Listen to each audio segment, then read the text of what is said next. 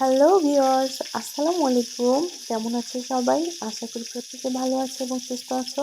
আল্লাহর অশেষ রহমতে আমরা অনেক ভালো আছি। শীত শুরু হয়ে গেছে অলরেডি। তো শীতের সকালে কিন্তু গ্রাম বাংলার ঐতিহ্যবাহী খাবার ভর্তা ভাত, গরম ভাতের সাথে বাহারি রকমের ভর্তা খুবই মজাদার।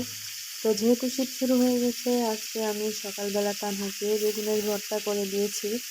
তো সেটা তোমাদের সাথে শেয়ার করব। তো চলো দেখে আসি কিভাবে আমি বেগুন ভর্তা করলাম।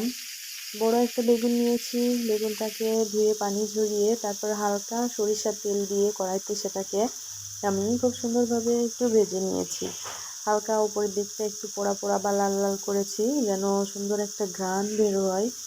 কারণ ভর্তাতে যদি খুব সুন্দর বেগুন ভর্তাতে একটা পোড়া পোড়া সেন্ট আসে, তাহলে স্বাদটা কিন্তু অনেকটা বেড়ে যায়। তো এই কারণে তোমরা দেখতে পাচ্ছ আমি বেগুনটাকে খুব সুন্দরভাবে ভেজে নিয়েছি। এবার আমি এটাকে শুকনো মরিচ এবং কাঁচা পেঁয়াজ, লবণ আর সামান্য একটু সরিষার তেল দিয়ে হাতে মেখে নিব। অসাধারণ ভর্তা, মানে মাখানোর পরে ভাত 2 প্লেট ভাত খাওয়া গেছে এই একটা বেগুন ভর্তা দিয়ে। এত টেস্ট, এত সুন্দর টেস্ট হয়েছে আমি ভাবতে পারিনি। তো তানহা তো খেয়ে অবাক, বলছে আম্মু আমাকে প্রতিদিন সকালে গরম ভাতের সাথে একটু বেগুন ভর্তা করে দিও। তো অ্যালার্জির কারণে প্রতিদিন খাওয়া সম্ভব না, এজন্য আমি বলছি মাঝে মধ্যে করে দিতে পারবো, তবে প্রতিদিন দিতে পারবো না। তো সত্যি বন্ধুরা, বেগুন ভর্তা আসলেই অসাধারণ একটা খাবার।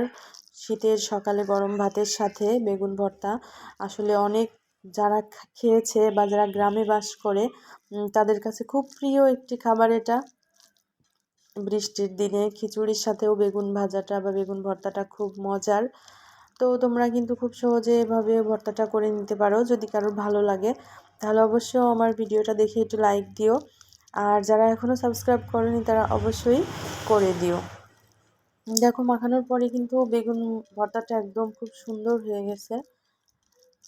আর বেগুনটা খুবই কচি বেগুন ছিল, ভিতরে কোনো বীজ মানে বেশি বয়স হয়নি বেগুনটার, এই জন্য খুব ভালো লেগেছে খেতে, খুব মিষ্টি লেগেছে। আজ এ পর্যন্তই, সকলে ভালো থেকো, সুস্থ থেকো।